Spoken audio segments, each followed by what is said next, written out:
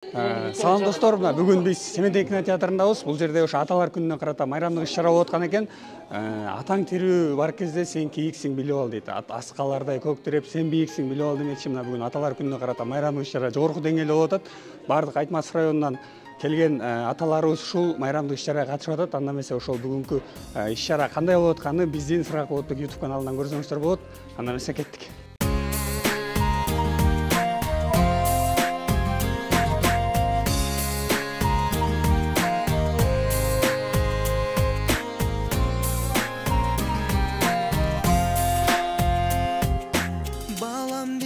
Көрбөй қалсаң тартып сана, бактылуусуң караныңды көрүп қана. Бой жеткирип өстүрдүңүз асыл эне, бал уйкуңду түн уйкуңду бөлүп мага. Бой жеткирип өстүрдүңүз асыл эне, бал уйкуңду түн уйкуңду бөлүп мага. Билим ата бой жеткенче эркинлиги, билим ата үмүтүң чоң эми менде, чоң ата бол бактылуу жаным.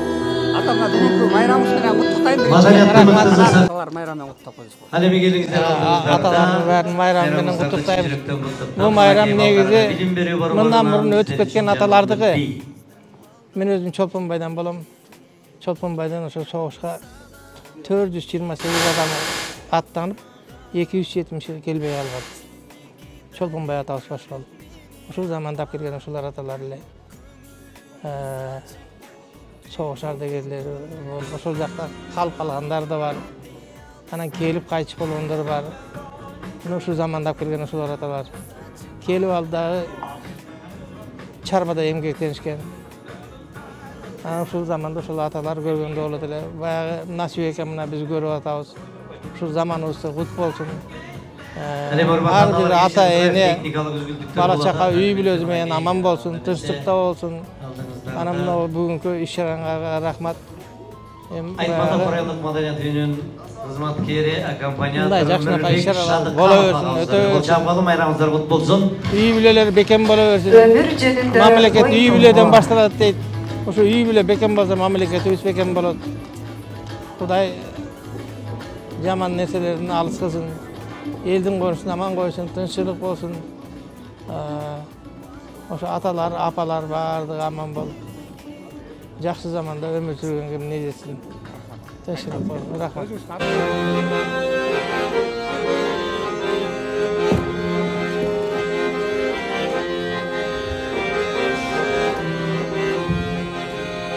Жумуштан келдим, эл үчүн иштеп, тамакта ичпей, калкымдын иши жылса де алган.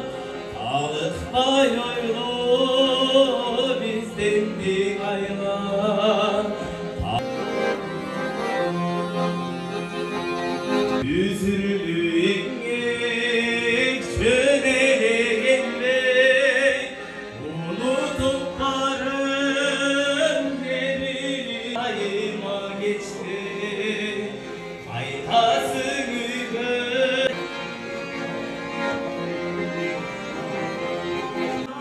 Karanın bizge güç kuvvet verir, karanın bizge güç kuvvet verir. Görgünümüz, denemen. 82-жылы үйлөнгөнбүз. 3 баланы, 2 кыз, 1 баланы тарбияладык. 6 небере бар. Балдарыңан мурунда неберелер да жакшы сүйөт экен. Небере деген өзүнчө бир байлык экен да. Ошолор менен общаться этесиң, сүйлөшөсүң, жыргал да короче. Ушинтип айыл өкмөтү тарабынан сыйлык берилип, бул деген аябай чоң сый урмат экен. Биз аябай сыймыктан толкунданып отурабыз. Экөөбүздүн баш кошуп жашаганыбызга 43 жылдын 100 болду. Атабыз айтып өткөндөй 3 баланы тарбиялап өстүрдүк. Кудайга шүгүр. Балдарыбызды жогорку билимдүү кыла алдык, тартиптүү, таалимдүү балдарды өстүрдүк. Азыр эми ушул сыйлыкты алганда биз абдан чынында дагы ата эненин орду канчалык экенин сездик да. Анан рахмат, сиздерге да рахмат, айыл өкмөттүн кызматкерлерине дагы, администрациядагы рахмат. Ошол баалап биздин ушул үй бүлөлүк баалуулугубузду белгилеп койгонуна. Чынында үй бүлө болуш, анын жүгүн көтөрүш деле оңой эмес. Бул адам, эки адам бири-бирин түшүнүп, бири-бирин толуктап, ынтымактын этеги менен анан барып ушундай жакшы үй бүлө курулат деп билет экенбиз. Анткени ошо 43 жылдык жашоодо турмуштун ысыгы да болду, суугу да болду, оору да болду, жеңили да болду. Ошонун баардыгын биз экөөбүз бири-бирибизди түшүнүү менен көтөрүп кете алдык деп ойлоп атам да. Анан азыр эми Кудайга шүгүр, балдарыбыз баардыгы өз орду менен, өздөрүнүн үй бүлөсү менен жакшынакай болуп жашап атышат. Анан ошол айткандай жана зам акимдин орун басары айтып кетти. Тартиптүү балдарды тарбиялап өстүрүп, билимдүү балдарды өстүргөндүн өзү мекенге кошкон, өнүгүүсүнө кошкон салым деп. Ошол салымга бир аз да болсо биз өзү жете алдыкпы деп бүгүн сыймыктанып турабыз. Бардык ушул биздин бийликтеги адамдардын бардыгына чоң ыраазычылык. Ошону байкап, баалап, эмесе үй бүлө, ар бир үй бүлө аракет кылат жакшы жашоого, үлгүлүү үй бүлө болууга.